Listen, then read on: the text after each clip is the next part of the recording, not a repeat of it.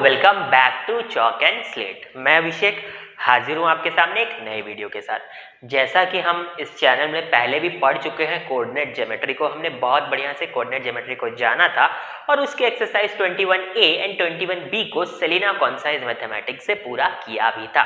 तो जिसने भी उस वीडियो को नहीं देखा है जल्दी से जाओ और इस वीडियो को जरूर देखो, क्योंकि वो बहुत इंपॉर्टेंट चैप्टर है। कोऑर्डिनेट ज्योमेट्री आपका कॉन्सेप्ट क्लियर होना बहुत ज़रूरी है, बिकॉज क्लास 9 हो, क्लास 10 हो, आगे की क्लासेस हो, जब आप अगर साइंस स्ट्रीम लोगे तो आपको बहुत काम देगा। और पता है ये कोऑर्डिनेट ज्योमेट्री अच्छे से पता होने से आपको ग्राफिक डिजाइनिंग से लेकर एनिमेशन हर जगह ये कोऑर्डिनेट ज्योमेट्री कैसे ना कैसे इंप्लीमेंट होता है। ठीक है, तो कोऑर्डिनेट ज्योमेट्री का, एक्सेस का, कोऑर्डिनेट्स का, ओरिजिन का, ये सब का नॉलेज होना बहुत ज़रूरी है। ठीक है, तो इससे रिलेटेड बहुत डिटेल में हमने सारे टर्म्स को सीखा है। तो जल्दी से जाकर कोऑर्डिनेट ज्योमेट्री वाले एक्सरसाइज को बहुत बढ़िया से देखो, 21A और 21B को जरूर से समझो। आज हम करेंगे 21C, जिसमें हम कुछ और एक नए से कॉन्सेप्ट को सीखेंगे। क्या होता है इंक्लिनेशन, क्या होता है स्लोप, क्या होता है y intercept, y is equals to mx plus c क्या है, ऐसे बहुत सारे बातों को जानेंगे। बट उससे पहले जिसने भी चैनल को सब्सक्राइब नहीं किया है जल्दी से जाओ चैनल को सब्सक्राइब करो, बेल आइकन को जरूर से दबाना, ताकि ऐसे इंपॉर्टेंट वीडियोस के नोटिफिकेशन आपको मिलते रहे। बहुत सारे लोगों ने ऐसा रिक्वेस्ट किया था कि ये स्लोप वाला चैप्टर रह गया इसके लिए बनाने, तो आज इसके वीडियो के साथ हम हाजिर हैं। 21C सेलिना कॉन्साइज मैथमेटिक्स, कोई भी बुक का इस्तेमाल करो, ये आपकी मर्जी है। कॉन्सेप्ट्स तो सेम ही रहने वाले हैं और कॉन्सेप्ट बिल्कुल भी अलग नहीं रहते, क्वेश्चंस भी ओवरऑल सेम ही पैटर्न के रहते हैं। फिर भी किसी को कोई दिक्कत आती है तो टेलीग्राम ग्रुप है, डिस्क्रिप्शन बॉक्स में जाओ, टेलीग्राम ग्रुप को ज्वाइन करो और वहाँ पे हमसे 1 to 1 इंटरैक्ट करो, अपने क्वेश्चंस वहाँ पे पूछो। बट चैनल को सब्सक्राइब करना मत भूलना, बेल आइकन को ज़रूर से दबाना और ज़्यादा से ज़्यादा दोस्तों तक चैनल को पहुँचाओ, वीडियोस को शेयर करो, वीडियो को प्रमोट करो। ठीक है, तो चलिए स्टार्ट करते हैं। तो सबसे पहले हम लोग आज का क्या टॉपिक देखने वाले हैं, तो वो है इंक्लिनेशन। ठीक है, तो इंक्लिनेशन देखने से पहले सबसे पहले हम लोग एक पूरा बनाते हैं आपके एक्सिस। ठीक है, तो ये तो हमने कोऑर्डिनेट ज्योमेट्री में देखा था कि ये हॉरिजॉन्टल वाला एक्स एक्सिस है, इस तरफ है पॉजिटिव एक्स एक्सिस, इस तरफ एक्स डैश यानी नेगेटिव एक्स एक्सिस, ये है वाई, ये वाई डैश, ये है पॉजिटिव वाई एक्सिस, ये है नेगेटिव वाई एक्सिस। ये जहाँ पे दोनों एक दूसरे को इंटरसेक्ट करता है वो ओरिजिन 0,0। हमने ये भी देखा था, सपोज करो कोई पॉइंट हो 2,3, तो पहला वाला x का कोऑर्डिनेट होता है, दूसरा वाला y का कोऑर्डिनेट होता है। ये फर्स्ट क्वाड्रेंट है, ये सेकंड क्वाड्रेंट है, ये थर्ड क्वाड्रेंट है, ये फोर्थ क्वाड्रेंट है। यहाँ पे दोनों ही प्लस होता है, यहाँ पे माइनस प्लस होता है, यहाँ पे माइनस माइनस होता है और यहाँ पे प्लस माइनस होता है। तो ये था थोड़ा सा क्विक रिवीजन। हमने साथ ही साथ डिपेंडेंट इंडिपेंडेंट वेरिएबल्स क्या होते हैं ये जाना था। हमने ये भी जाना था कि ये जो हम लोग अभी तक पढ़ते आते थे इक्वेशंस, जो लीनियर इक्वेशन बोल के हम लोग पढ़ते थे, ये एक्चुअल में एक लाइन को रिप्रेजेंट करता है और इस अलजेब्रिक इक्वेशन को हम लोग कैसे किसी ग्राफ में प्लॉट कर सकते हैं। तो सपोज करो ये मैंने लाइन को इक्वेशन के फॉर्म में लिख दिया और इसी लाइन को हम लोग प्लॉट करने भी हम लोग सीखे थे कि कैसे एक अलजेब्रिक इक्वेशन जो कि लाइन का इक्वेशन होता है उसके लिए आपको सबसे पहले ऐसे कोऑर्डिनेट्स फाइंड करने पड़ते हैं और उसे प्लॉट करना पड़ता है। ठीक है, ये सब चीज़ें हमने बहुत सारी सीखी थी। तो अब इतना तो समझ में आ गया कि यहाँ पे हम लोग कुछ पॉइंट्स को प्लॉट करते हैं और उन पॉइंट्स को मिलाने से ऐसे करके लाइन बन जाता है। अब ये लाइन देखो, ये y हो, उसके साथ कुछ एंगल बना रहा है, ये x है, उसके साथ भी इधर इधर हर जगह कुछ एंगल बना रहा है। तो यहीं पे कुछ कॉन्सेप्ट आता है इंक्लिनेशन का। अब ये इंक्लिनेशन क्या है, तो इंक्लिनेशन का मतलब होता है द एंगल। इंक्लिनेशन क्या है, एक एंगल है। तो the inclination is the angle which a straight line makes with positive direction of X axis measured in anti clockwise direction. मतलब क्या है, ध्यान से सुनना। इंक्लिनेशन इज द एंगल, वो एक एंगल है which a straight line makes with positive direction of x-axis measured in anti-clockwise direction। ठीक है, मतलब कि ये मेरा एक स्ट्रेट लाइन है। ठीक है। और ये स्ट्रेट लाइन कुछ एंगल बना रहा है, पर हमें वही एंगल लेना है जो positive direction of X axis के साथ है और साथ ही साथ वो एंटी क्लॉकवाइज डायरेक्शन में मेजर किया जा रहा है। ठीक है, तो देखो मेरा अगर ये वाला हम लोग ऐसे लाइन पकड़ते हैं और positive direction, positive X axis नहीं, पॉजिटिव डायरेक्शन हमेशा इस तरफ होता है, ऐसे होता है ना, positive direction of X axis. तो positive direction of X axis के साथ या तो ये एंगल बन रहा है या तो ये एंगल बन रहा है। ये जो स्ट्रेट लाइन है और जो एक्सिस है, इन दोनों के बीच में या तो ये लाइन एंगल है या तो ये एंगल है जो पॉजिटिव डायरेक्शन की तरफ बन रहा है, इस तरफ में बन रहा है, पर उसे मेजर भी एंटी क्लॉकवाइज डायरेक्शन में करना है। तो अगर हम लोग एक्सिस से स्ट्रेट लाइन की तरफ जाएं तो सपोज ऐसे जाएंगे तो ये हुआ एंटी क्लॉकवाइज डायरेक्शन, पर ऐसे जाएंगे तो क्लॉकवाइज हो गया। ये क्लॉक है तो ऐसे घूमना मतलब क्लॉकवाइज और इसके उल्टा घूमना मतलब ना एंटी क्लॉकवाइज। तो ये एंटी क्लॉकवाइज यानी ये वाला जिसको मैंने ब्लू किया इसको इंक्लिनेशन बोलेंगे। नीचे वाले को इंक्लिनेशन क्यों नहीं बोला गया? क्योंकि अगर हम लोग एक्स एक्सिस से, हमेशा एक्स एक्सिस से इंक्लिनेशन को मेजर करने की कोशिश करना, मतलब एक्स एक्सिस से लाइन की तरफ जाना, या तो क्लॉकवाइज बनाना या तो एंटी क्लॉकवाइज बनाना। तो एक्स एक्सिस से हम लोग लाइन की तरफ गए तो इधर एंटी क्लॉकवाइज बना, बट एक्स एक्सिस से नीचे तरफ में लाइन की तरफ गए तो क्लॉकवाइज बना। तो ये तो क्लॉकवाइज था इसलिए रिजेक्ट हो गया, ये था एंटी क्लॉकवाइज। और इसी दोनों को क्यों चुना? क्योंकि ये लोग इस डायरेक्शन में थे, positive direction of X axis के साथ थे, negative direction of X axis के साथ नहीं थे। इधर वाला negative direction of X axis के साथ में है। ठीक है, ये कंफ्यूज मत हो जाना कि ये पॉजिटिव एक्स एक्सिस में या पॉजिटिव एक्स एक्सिस की बात नहीं हो रही है, हो सकता है कि आपका लाइन यहाँ पे भी हो सकता है। ठीक है, यहाँ पे पॉजिटिव डायरेक्शन की बात हो रही है। मान लो यही सेम एक और हम लोग कोऑर्डिनेट एक्सिस बनाते हैं। ठीक है, ये मान लो ऐसे, तो ये ऐसे ऐसे ऐसे और ऐसे है, तो आपका ऐसे भी बन सकता है लाइन। तो यहाँ तो लाइन पूरा नेगेटिव एक्स एक्सिस में पड़ रहा है, लाइन नेगेटिव एक्स एक्सिस की तरफ पड़ रहा है, पर इसका डायरेक्शन देखना है। यहाँ पे डायरेक्शन, इधर वाला डायरेक्शन हमेशा पॉजिटिव एक्स एक्सिस का डायरेक्शन है, इधर वाला नेगेटिव एक्स एक्सिस का डायरेक्शन है। तो अब अगर यहाँ इंक्लिनेशन ढूंढना है तो यहाँ भी एंगल बना, यहाँ भी एंगल बना, यहाँ भी एंगल बना और यहाँ भी एंगल बना। तो सबसे पहले ये दोनों जो था ये लोग रिजेक्ट हो गया, क्योंकि ये लोग नेगेटिव एक्स एक्सिस को रिप्रेजेंट कर रहा है। इधर वाला कोई लेंगे, ठीक है।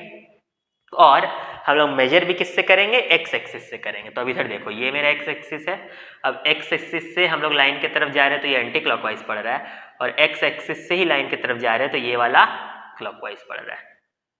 तो ये रिजेक्ट हो चुका था, ये रिजेक्ट हो चुका था, ये अभी तुरंत हो गया। तो ये जो बचा जिसको फिर से डार्क किया वो है इंक्लिनेशन, और इंक्लिनेशन में आपको वाई एक्सिस से कोई मतलब ही नहीं है। तो इसीलिए बोला जाता है inclination is the angle which a straight line makes with positive direction of X axis.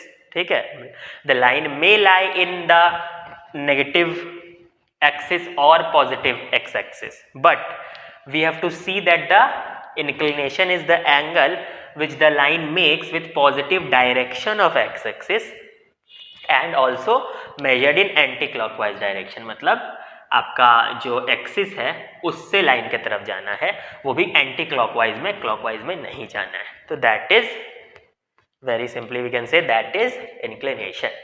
और इसको और भी सिंपली पुट करने के लिए हम लोग ऐसा मान सकते हैं कि ये मेरा लेफ्ट है, अगर इधर मेरा राइट है तो देखो हमेशा इधर राइट की तरफ ही पड़ रहा है, यहाँ पे भी राइट की तरफ ही पड़ रहा है ना। और हमेशा याद रखना, मान लो ऐसे करके आपका ग्राफ है, ये आपका लाइन पड़ रहा है, तो हमेशा आप लोग क्या करोगे? एक्सिस से लाइन की तरफ ऐसे जाओगे, तब हो गया ये एंटी क्लॉकवाइज, और एक्सिस से लाइन की तरफ जाने से नीचे वाला होगी क्लॉकवाइज। ठीक है, तो ये बहुत सिंपल सी बात है पर बहुत इंपॉर्टेंट है, बहुत कन्फ्यूजन क्रिएट कर सकता है। इसलिए इंक्लिनेशन क्या था हम लोग पॉइंट बाय पॉइंट समझ चुके हैं। अब हम लोग नेक्स्ट थिंग देखेंगे कि ये स्लोप क्या होता है। अभी तक हमने इंक्लिनेशन को जान लिया था, तो पक्का इंक्लिनेशन एक एंगल है, एंगल को हम लोग किसी चीज से भी डिनोट कर सकते हैं। तो सपोज यहाँ थीटा से डिनोट किया, तो इसी थीटा एंगल के लिए अगर हम लोग टैन निकाल दे या फिर टैन थीटा निकाल ले तो वही स्लोप है।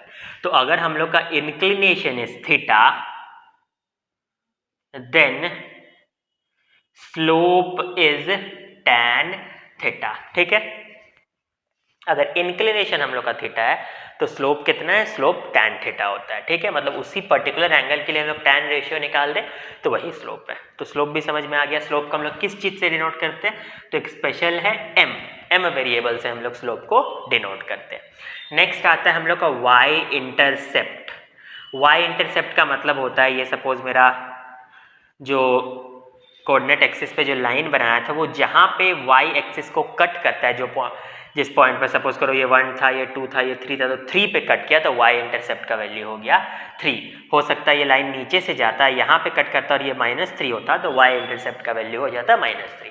तो इंक्लिनेशन देख लिया क्या है, स्लोप क्या होता है। अगर हम लोग tan रेशियो निकाल दें उस पर्टिकुलर एंगल पे, सपोज इंक्लिनेशन थीटा था, तो हम लोग का जो ये स्लोप है वो tan थीटा हो गया। स्लोप को m से भी डिनोट करते हैं। और हम लोग का इंटरसेप्ट क्या है, आई मीन y इंटरसेप्ट क्या है, तो y पे कहाँ पे वो लाइन कट कर रहा है उसी पॉइंट को हम लोग बोलते हैं, उसका वैल्यू y इंटरसेप्ट होता है। ठीक है, तो चलो अब डायरेक्ट हम लोग बनाना स्टार्ट करेंगे और कुछ छोटे छोटे टर्म्स को भी जान लेंगे तो और ज़्यादा ईजी रहेगा। जब हम लोग ईजिली समझ चुके हैं कि ये इंक्लिनेशन क्या होता है, y इंटरसेप्ट क्या होता है, तो इन सब टर्म्स को हम लोग खुद ही समझ लेंगे। बुक में ये लोग अलग से लिख देता है तो मैं बता दे रहा हूँ। वो लोग क्या लिखा है बुक में अलग से कि for x axis and every line parallel to x axis the inclination is 0। तो इंक्लिनेशन क्या है ये समझ गया, तो ये बात भी हम लोग ऑटोमेटिक जान सकते थे। ठीक है, मान लो ये एक्स एक्सिस है, ठीक है, तो ये एक्स एक्सिस का खुद ही मान लो कोई लाइन एक्स एक्सिस से बिल्कुल मर्ज करके ही जाए तो उस समय इंक्लिनेशन कितना होगा, तो इंक्लिनेशन का ऑब्वियस है वैल्यू 0 डिग्री ही होगा, क्योंकि ये लाइन है, इसके ऊपर ही एक लाइन है, तो दोनों के बीच में तो कोई एंगल ही नहीं बना ना। ठीक है, और मान लो कोई line parallel to x axis है, उस समय भी तो कुछ एंगल नहीं बना, देखो दोनों के बीच में कोई एंगल नहीं बना। तो इसीलिए कोई भी लाइन है जो ऑन एक्स एक्सिस है या फिर पैरेलल टू एक्स एक्सिस है, तो उस केस में इंक्लिनेशन कितना होगा, इंक्लिनेशन यानी थीटा इक्वल्स टू 0 डिग्री होगा। थीटा और the inclination will be 0 degree for line parallel to x axis और लाइन ऑन एक्स एक्सिस। और वही लाइन सपोज करो ऐसे ना जाके बिल्कुल y एक्सिस से जाता, या फिर इसीलिए यहाँ ऐसा बोल दिया है कि for y axis and every line parallel to y axis inclination कैसे हम लोग मेजर करेंगे, लाइन एक्स एक्सिस से लाइन की तरफ एंटी क्लॉकवाइज में जाएंगे तो ये जो एंगल बना 90 डिग्री, यही हो जाएगा इंक्लिनेशन। तो y axis and line parallel to y axis जो आपका इंक्लिनेशन है या थीटा है वो 90 डिग्री होगा। ठीक है, दैट्स इट। ये था एक सिंपल सा बात। y इंटरसेप्ट में भी एक छोटा सा बात बोला है बुक में, ये भी हम लोग अगर समझ चुके कोऑर्डिनेट ज्योमेट्री तो ऐसे ही कह देंगे कि यहाँ पे कट कर रहा है और यहाँ पे y का वैल्यू पॉजिटिव है तो ये पॉजिटिव y इंटरसेप्ट बोला जाता है। नीचे में सपोज कट करता और यहाँ पे y का वैल्यू नेगेटिव होता तो इसको नेगेटिव y इंटरसेप्ट बोला जाता। तो ये सिंपल सा बात था। ठीक है, y इंटरसेप्ट का वैल्यू पॉजिटिव और y इंटरसेप्ट का वैल्यू नेगेटिव। ठीक है, हाँ एक और जानने वाला बात है जो हम लोग अभी देख लेते हैं। अच्छा, लाइन का इक्वेशन हम लोग कोऑर्डिनेट ज्योमेट्री का फर्स्ट और सेकेंड एक्सरसाइज में देख चुके हैं, एक अलजेब्रिक इक्वेशन ही है। ठीक है, लाइन का इक्वेशन कैसा होता है दिखने में हमने देखा है। ठीक है, देखते ही हम लोग बता सकते हैं कि जैसे सपोज 2x + 3 = 5 है तो ये एक लाइन का इक्वेशन है। ठीक है, अब इस लाइन के इक्वेशन के मदद से भी हम लोग इस लाइन का इक्वेशन को देख के हम लोग लाइन को प्लॉट तो कर ही सकते हैं, बट लाइन का इक्वेशन का मदद से भी हम लोग लाइन का y इंटरसेप्ट एंड हम लोग उसका स्लोप भी बता सकते हैं। कैसे बता सकते हैं, तो लाइन का एक जनरल इक्वेशन और होता है y = mx + c, ये भी लाइन का एक इक्वेशन होता है। ठीक है, इस फॉर्म में भी लाइन के इक्वेशन को रिप्रेजेंट किया जा सकता है। तो यहाँ पे m आपका स्लोप है और c को बोला जाता है y इंटरसेप्ट। इससे क्या कहना चाहता हूँ, तो जैसे सपोज 2x + 3y = 5 था तो यहाँ पे क्या करो 3y, x को उधर भेज दो तो -2x + 5, y को भी उधर भेज दो तो 3 को भी उधर भेज दो तो -2/3x + 5/3। तो अब देखो ये बिल्कुल उसी फॉर्म में हो गया y = mx + c। तो x के साथ जो भी है वही बन जाएगा m, यानी इसका स्लोप हो गया -2/3 और ये जो बचा हुआ कांस्टेंट है वही हो जाएगा c, यानी y इंटरसेप्ट हो गया 5/3। यानी कि आपको कोई भी लाइन दिया हुआ हो, आई मीन लाइन का इक्वेशन दिया हुआ हो, तो उसको अगर आप y = mx + c फॉर्म में ले आओ तो आप लोग इजीली बता सकते हैं कि m यानी स्लोप कितना है और c यानी y इंटरसेप्ट कितना है। तो y = mx + c भी जनरल इक्वेशन ऑफ लाइन होता है, जिसमें m रिप्रेजेंट करता है स्लोप को और c रिप्रेजेंट करता है y इंटरसेप्ट को। ठीक है, तो अब डायरेक्ट एक्सरसाइज में कूदते हैं और एक्सरसाइज बनाते हैं। अगर एक्सरसाइज हम लोग कर लेंगे तो ऐसे बहुत सारे कॉन्सेप्ट देखने को मिलेंगे। तो अब हम लोग बहुत अच्छे से इंट्रोडक्शन समझ चुके हैं, तो एक्सरसाइज को हम लोग बस जल्दी जल्दी करेंगे क्योंकि इसमें कुछ करने लायक खास है नहीं, ये बहुत ईजी एक्सरसाइज है। ठीक है, जितना हमने कॉन्सेप्ट सीखा है अभी तक उससे कुछ भी डिफरेंट नहीं है एक्सरसाइज में। तो पहला क्वेश्चन क्या है, क्वेश्चन नंबर 1, इसमें इंक्लिनेशन फाइंड करने बोला है। तो अब फिर से देखते हैं, तो जिससे हम लोग का जो भी कंफ्यूजन है वो चला जाएगा। तो यहाँ पे देखो क्या किया है, सबसे पहले ऐसे करके एक लाइन बनाया गया है। ठीक है, ये लाइन को नाम दिया गया है A, यहाँ पे B, और यहाँ पे ऐसे ऐसे इस जगह पे कट कर रहा है और यहाँ पे ये दोनों को इक्वल बता दिया और इसको 90 होता ही है। तो ऑब्वियस सी बात है ये एक आइसोसेलेस ट्रायंगल है, आइसोसेलेस ट्रायंगल में दोनों बेस इक्वल होते हैं। ठीक है, तो ये भी 45 डिग्री हो जाएगा, ये भी 45 डिग्री हो जाएगा। अब आपसे पूछा है कि इसका इंक्लिनेशन बताओ। इंक्लिनेशन क्या होता है, लाइन और एक्स एक्सिस के बीच में एंगल, वो भी उसको हम लोग एंटी क्लॉकवाइज डायरेक्शन में लेते हैं। तो बस ये वाला होगा, देखो ये मेरा एक्स एक्सिस से एंटी क्लॉकवाइज डायरेक्शन में गए और positive direction of X axis के साथ ये एंगल बन भी रहा है, तो मेरा एंगल हो जाएगा 45 डिग्री या फिर इंक्लिनेशन या थीटा हो जाएगा 45 डिग्री। सेकेंड वाला देखते हैं, यहाँ पे कुछ ऐसा है, यहाँ पे ऐसे करके लाइन है, ये दोनों इक्वल है तो ऑब्वियस सी बात है ये 90 था तो ये 45 और ये भी 45 होगा। ठीक है, यहाँ पे एक ट्विस्ट है, यहाँ पे नाम दे देते, ये ए बी लाइन का नाम ऑलरेडी दिया हुआ है, ये भी 45 है और ये भी 45 है। अब यहाँ पे बोलता है कि इंक्लिनेशन निकालो। ठीक है, तो क्या ये 45 इंक्लिनेशन होगा, तो नहीं, रॉन्ग, नहीं होगा। क्यों, क्योंकि देखो ये वाला जो एंगल है, ये वाला जो अभी मैंने डीप किया, ये एंगल अभी डीप कर रहा हूँ, ये वाला जो एंगल है ये मेरा लाइन और एक्स एक्सिस के साथ तो बना है, ये एंगल लाइन और एक्स एक्सिस के साथ तो बना है, लेकिन negative direction of X axis के साथ बना है। हम लोग को कैसे लेना है, positive direction of X axis, यानी इधर तरफ का लेना है, या फिर बहुत सिंपली पुट करें तो हमेशा राइट की तरफ वाला लेना है। ठीक है, अब और मेजर भी कैसे करना है, क्या ये वाला, तो नहीं, ये तो क्लॉकवाइज डायरेक्शन हो गया, एक्स एक्सिस से एंटी क्लॉकवाइज है, मतलब ये वाला। ठीक है, तो अगर ये पूरा स्ट्रेट लाइन 180 होता है, ये 45 है, तो ये हो जाएगा 180 माइनस 45, तो 17 में से 4 गया तो 13, तो 135 डिग्री। कितना बढ़िया क्वेश्चन था। अब बचता है थर्ड वाला। ठीक है, तो थर्ड वाला में इस तरफ लाइन है। ठीक है, ऐसे करके लाइन गया है मेरा, इसका वैल्यू बताया गया है 2x, ये वाला का वैल्यू बताया गया है x, ये ऑब्वियस सी बात है 90 है। अब ऑब्वियस सी बात है इंक्लिनेशन या कौन सा होगा, इंक्लिनेशन ये वाला होगा, है ना, positive direction of X axis के साथ, तो यानी मेरा इंक्लिनेशन है x। अब इस x का वैल्यू फाइंड करना है, तो ऑब्वियस सी बात है x प्लस 2x प्लस 90 होगा 180 डिग्री, क्योंकि किसी भी ट्रायंगल में तीनों मिला के 180 होता है। तो 3x इज इक्वल्स टू 90, तो x is equals to 30 degree, यानी ये वाला होगा इंक्लिनेशन 30 डिग्री। तो तीनों का इंक्लिनेशन निकालना था जो निकल गया। ठीक है, अब हम लोग देखते हैं क्वेश्चन नंबर पार्ट 2 में बोलता है कि क्या होगा इंक्लिनेशन अगर line parallel to x axis है, अभी बताया था 0 degree, perpendicular to x axis है यानी 90 degree, parallel to y axis है तब भी 90 डिग्री, और परपेंडिकुलर टू वाई एक्सिस है, परपेंडिकुलर टू वाई एक्सिस है यानी कि पैरेलल टू एक्स एक्सिस है तो भी 0 डिग्री। ठीक है, तो इजी था। अब क्वेश्चन नंबर 3 बोल रहा है, क्वेश्चन नंबर 3 के लिए थोड़ा सा टिग्नोमेट्री का वैल्यूज याद होना चाहिए। टिग्नोमेट्री पे ऑलरेडी वीडियो अवेलेबल है, जिसने नहीं देखा है जाके देख सकता है। टिग्नोमेट्री पे पूरा सीरीज खत्म है, पूरा टिग्नोमेट्री पे सीरीज ऑलरेडी है क्लास 9 का और बहुत इंपॉर्टेंट है कोऑर्डिनेट ज्योमेट्री की तरह ही। तो यहाँ पे बोल रहा है नंबर 3 में स्लोप निकालो। स्लोप क्या होता है, टैन थीटा, जहाँ पे थीटा इंक्लिनेशन है। तो यहाँ पे पहला होगा टैन 0 डिग्री, टैन 0 डिग्री 0 होगा। नंबर 2 में इंक्लिनेशन 30 है तो स्लोप हो जाएगा टैन 30 यानी 1/√3। नंबर 3 में स्लोप है 45 डिग्री तो टैन 45 डिग्री यानी कि 1, और फिर टैन 60 डिग्री यानी √3। ये कुछ नहीं था, इंक्लिनेशन दिया था तो स्लोप निकालना पड़ेगा, इजी।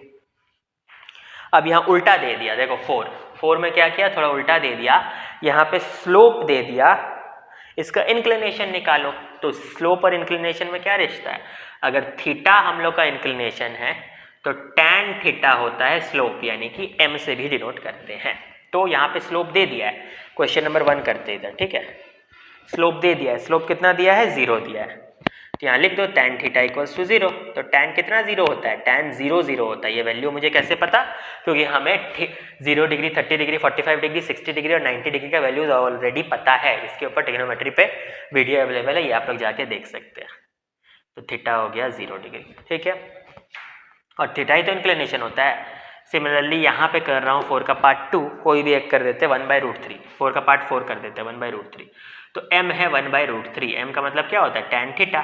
तो tan थीटा है 1/√3, 1/√3 tan कितना का वैल्यू होता है, tan 30 का। तो tan कट गया, तो थीटा हो गया 30 डिग्री, ठीक है। तो 3 बहुत ईजी है, 4 बहुत ईजी है, वो आप लोग खुद कर लेंगे। अब हम लोग आते हैं 5 पे। यह बोलता है वो write the slope of a line which is parallel to x axis. ये सिमिलरली क्वेश्चन नंबर 2 की तरह है, बस उसको थोड़ा सा इम्प्रोवाइज कर दिया। यहाँ क्या बोल रहा है, स्लोप निकालो किसी लाइन का जो पैरेलल टू एक्स एक्सिस है। स्लोप क्या होता है, स्लोप के लिए इंक्लिनेशन पता होना चाहिए। तो सबसे पहले इंक्लिनेशन देखो, line parallel to x axis है, ये मेरा कोऑर्डिनेट्स है, और ये मेरा जो लाइन है पैरेलल टू एक्स एक्सिस है। तो इन दोनों के बीच में थीटा कितना है, 0 डिग्री। तो स्लोप कितना होगा, tan 0 यानी 0। Similarly perpendicular to x axis, perpendicular to x axis है तो थीटा 90 होगा, तो tan 90 अनडिफाइंड। तो वैसे ही करके 5 का पार्ट 3 और 4 बन जाएगा, बहुत ईजी है, ठीक है। अब देखते हैं हम लोग पार्ट 6 को, ठीक है। चलो ये थोड़ा अलग है। क्वेश्चन नंबर 6 में बहुत सारे पार्ट्स हैं, तो हम लोग 1 2 3 करेंगे, क्योंकि सारे सिमिलर ही है। तो एक जैसा करके टाइम वेस्ट करके हम लोग को फ़ायदा नहीं है।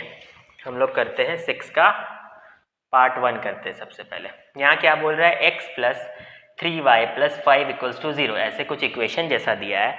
और यहाँ बोलता है कि स्लोप और y इंटरसेप्ट निकालो। हम लोगों ने अभी देखा था कि अगर हम लोग लाइन को y = mx + c वाला फॉर्म में लिया है, तो m स्लोप को दिखाता है, c y इंटरसेप्ट को। तो उसी फॉर्म में ले आओ। कैसे ले आओ, तो सबसे पहले जो भी एक्स्ट्रा है सबको उधर भेज दो, y को एक तरफ रखो। तो वही किया यहाँ पे। अब इसको भी उधर भेजेंगे तो -x - 5 होल डिवाइडेड बाय 3, तो y = -x/3 - 5/3। तो इसको अगर इससे कंपेयर करें तो m दिखता है -1/3, c दिखता है -5/3। तो क्लियर दिखता है कि m और c कितना होगा। चलो अब नेक्स्ट हम लोग चलो 6 का पार्ट 4 करते हैं। सब एक ही जैसा है, कोई भी कर लो, फिर भी किसी को कोई दिक्कत आता है तो पूछ सकता है टेलीग्राम ग्रुप में। तो हम लोग 6 का पार्ट 4 कर देते हैं। x = 5y - 4 है, तो 5y - 4 = x, 5y = x + 4, y = x/5 + 4/5। बहुत ईजी। y = mx + c से कंपेयर करो, m का वैल्यू 1/5, c का वैल्यू 4/5। निकल गया स्लोप, निकल गया y इंटरसेप्ट, ठीक है। तो सिमिलर है 6, तो इजीली कर सकते हैं, सेम करके कोई फ़ायदा नहीं है। अच्छा, अगर 6 का पार्ट 7 में कोई कंफ्यूज हो तो कोई दिक्कत नहीं है। 4y + 9 = 0, ठीक है। तो यहाँ पे 4y = -9, तो y = -9/4। अगर इसको y = mx + c से कंपेयर करो तो देखो x वाला पार्ट है ही नहीं, तो यानी m का वैल्यू 0 है और c का वैल्यू -9/4 है, कोई दिक्कत नहीं। स्लोप यहाँ पे 0 है, यानी थीटा कितना होगा, 0 डिग्री। तो इससे आप लाइन का नेचर भी बता सकते हो कि जो लाइन है वो पैरेलल टू एक्स एक्सिस है ना। ठीक, चलो अब नेक्स्ट करते हैं हम लोग नंबर 7। तो नंबर 7 में क्या बोला है कि find the equation of the line जिसका स्लोप और इंटरसेप्ट दिया है। देखो 6 और 7 में ढेर सारा दिया है, पर सारा ही एक पैटर्न का है, तो 2 को भी जान लोगे तो खुद ही से सारा कर लोगे, और वही आप लोग का होमवर्क रहेगा। तो 7 में क्या, अभी तक क्या था, 6 में आपको लाइन दे दिया था, स्लोप और इंटरसेप्ट निकालना था। 7 में क्या करना है, स्लोप और इंटरसेप्ट दे दिया है, लाइन निकालना है। तो यहाँ पे भी वही इक्वेशन काम आएगा, y = mx + c, ठीक है। तो क्वेश्चन नंबर 7 का पार्ट 1 में स्लोप दिया है 2 और y इंटरसेप्ट दिया है 3। तो इसको कंपेयर करो, y = mx + c से, यहाँ y बैठेगा, ये स्लोप है 2 तो 2x + 3, यही इक्वेशन बन गया। चाहो तो इसको ऐसे भी कन्वर्ट कर सकते हो, कोई दिक्कत नहीं है, बस यही है ये क्वेश्चन में। अब कोई भी एक रैंडम चुन लेता हूँ मैं, नंबर 4, जिसमें स्लोप दिया है -3 और y इंटरसेप्ट दिया है -1। इसको शॉर्टकट में ऐसे लिख दिया। तो फिर से कंपेयर करो, y = mx + c, स्लोप यानी m, तो यहाँ -3x और ये -1, तो -3x -1 - y = 0। चाहो तो माइनस कॉमन ले लो, तो 3x + y + 1 = 0। ठीक है, चलो बहुत इजी है। अब देखते हैं क्वेश्चन नंबर 8। इसमें क्या बोल रहा है, draw the line 3x + 4y = 12 on a graph paper, from the graph paper read the y intercept of the line. देखो क्वेश्चन नंबर 8 में क्या काम आएगा, अब कोऑर्डिनेट ज्योमेट्री का फर्स्ट सेकंड एक्सरसाइज में जो सीखा था वो काम आएगा। इसीलिए मैंने कहा था कि जिसने भी कोऑर्डिनेट ज्योमेट्री का पिछला एक्सरसाइजेज नहीं देखा है वो सब देखो, वो बहुत ज़रूरी है। लाइन अगर प्लॉट ही करने नहीं आएगा तो क्या आया। तो क्वेश्चन नंबर 8 में ऑलरेडी आपको एक लाइन का इक्वेशन दे दिया है, 3x + 4y = 12। इस लाइन को एक ग्राफ पेपर में प्लॉट करना है और y इंटरसेप्ट निकालना है। y इंटरसेप्ट मतलब ये लाइन y एक्सिस को कहाँ पे कट कर रहा है। तो सबसे पहले चलो रिपीट ही कर देते हैं कि लाइन को कैसे प्लॉट करते हैं। तो लाइन को प्लॉट करने के लिए चाहिए पॉइंट्स, और पॉइंट्स कैसे निकालते हैं, तो डिपेंडेंट और इंडिपेंडेंट वेरिएबल बना के, जो कि हम लोग पिछले एक्सरसाइज में सीख चुके हैं, तो वो आप लोग वहाँ से देखना। मैं डायरेक्ट बनाता हूँ यहाँ पे y को इंडिपेंडेंट, ठीक है। तो x का वैल्यू आया 4 - 4/3y, ठीक है। तो अब यहाँ पे ऐसे करके प्लॉट करो, मिनिमम 3 पॉइंट लो, ऐसे 2 पॉइंट से बन जाएगा पर 3 लेना चाहिए। तो अब y का वैल्यू को थोड़ा इंटेलिजेंट वे में प्लॉट करो। y का वैल्यू को मैंने प्लॉट किया 0, तो ये पूरा 0 बन गया, तो x 4 आया। y का वैल्यू को प्लॉट किया 3, तो 3 कट गया, x = 4 - 4/3 × 3, तो कट गया, तो 4 - 4 कितना आया, 0, तो x आ गया 0।